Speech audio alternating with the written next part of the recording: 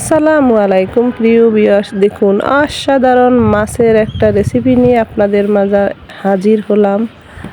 তো এটা কাপ্তাই লেকের সুস্বাদু বেলে মাছ। আর এই মাছটা আমি অনেক কষ্ট করে জোগাড় করেছি। এই মাছটা খেতে অসাধারণ লাগে।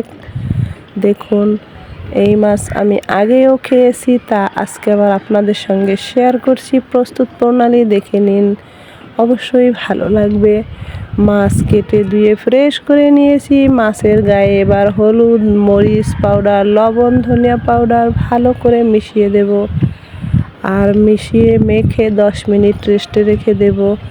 প্রিয় ভিউয়ার্স, এই মাছটা খেতে দারুণ লাগে। বেলে মাছ, কাটাও কম। তাছাড়া লেকের মাছগুলো এমনিতে একটু ভালো হয় খেতে। তো কি বলবো, যারা খেয়েছেন একমাত্র তারাই জানেন। তো মাখামাখি তো হয়ে গেছে, এবারে আমি রেস্টে রেখে দেব। আর যারা আমার ভিডিও দেখছেন, শুধু সাবস্ক্রাইব এখনও করেননি, প্লিজ সাবস্ক্রাইব করবেন। আর মাছগুলো মাখাও হয়ে গেছে, এবারে মাছ ভাজাভাজির পালা। জোগাড় যান্ত্রিক করতে কষ্ট আমাদের গৃহিণীদের, কিন্তু রান্না করতেও কষ্ট লাগে, কিন্তু খেতে সময় লাগে না। দেখুন কত দ্রুত মাখামাখি রান্না হয়ে যাবে। এই যে চুলায় প্যান বসিয়ে দিয়েছি, তেল দিয়ে দিয়েছি। তেলের উপরে একটু লবণ ছিটিয়ে দেব, তাহলে যা ভাজাভাজি করব, মাছ, ডিম বা অন্য কিছু দ্রুত উঠে যাবে। দেখবেন, এইটাও কিন্তু একটা ভালো টিপস। দেওয়া হয়ে গেল লবণ, এবারে এক এক করে সব মাছগুলো দিয়ে ভেজে নেব।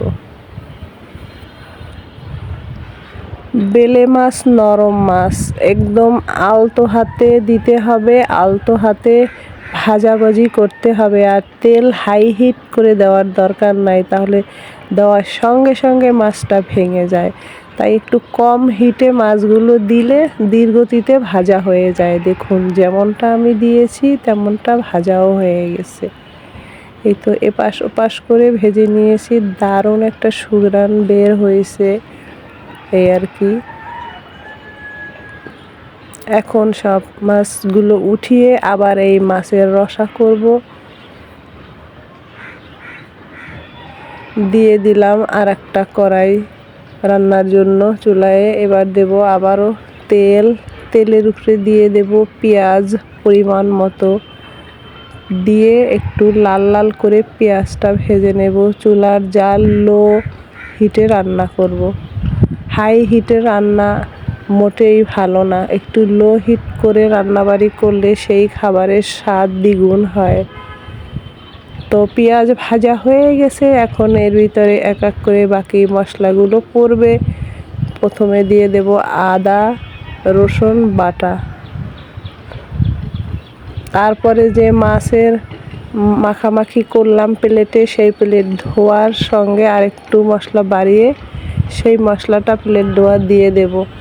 আর সারা সপ্তাহে প্রচুর ঝাল খেলে মাঝে মাঝে একটু কম ঝাল খেতে হয়, যেমন আজকের মাছ রান্নায় ঝালের পরিমাণ কম।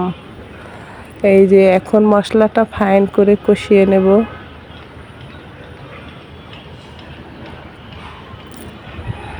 কষানো হয়ে গেছে প্রিয় ভিউয়ার্স, এবার দিয়ে দেব গ্রামীণ কিছু টমেটো, আদা কাঁচা পাকা। এই টমেটোটা খেতে যে এতটা সুস্বাদু, গ্রামের কি বলবো। তো টমেটোটাও ভালো করে একটু কষিয়ে নেই, আর দিয়ে দিচ্ছি স্বাদ মতো লবণ।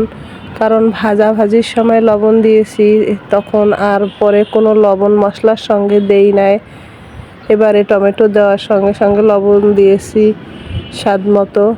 দিয়ে দিচ্ছি পানি, কষিয়ে টষিয়ে ভালো করে।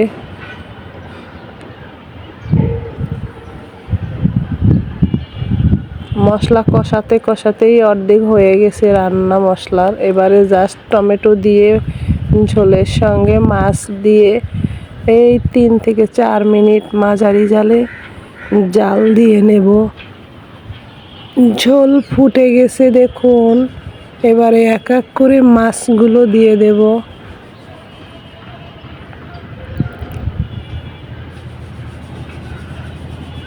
দেওয়াও হয়ে গেল মাছগুলো। এখন ঢাকা দিয়ে রেখে দেব। অল্প সময়ে মাছের রান্নাটা হয়ে গেল। ওই বললাম না, সামান্য জোগাড় যন্ত্রী করতে যা দেরি আর কি। ঝোল সহ মাছগুলো ভালোভাবে জাল পেয়ে কমে আসছে। একটু গায়ে মাখা ঝোলটা রসা রসা রাখবো। তো এই তো হয়ে গেছে প্রায়। এখন কয়টা কাঁচামরিচ দিয়ে ঢেকে দেব, তারপর নামিয়ে ফেলবো। আর কষানোর সময় পেঁয়াজের সঙ্গে কাঁচামরিচ দিয়েছি, এবার উপর থেকে আর একটু ধান্য কাঁচামরিচ দিয়ে দিলাম। এই মরিচটা স্বাদ দ্বিগুণ বাড়ায় খাবারের। আলহামদুলিল্লাহ প্রিয় ভিউয়ার্স, দেখুন আমার হয়ে গেছে কাপ্তাই লেকের অসাধারণ বেলে মাছের তরকারি, ধান্য মরিচ দিয়ে রান্না। আর খেতে তো অসাধারণ, কি বলবো। আজকের মতো বিদায় নিচ্ছি, আপনারা ভালো থাকবেন, আল্লাহ হাফেজ।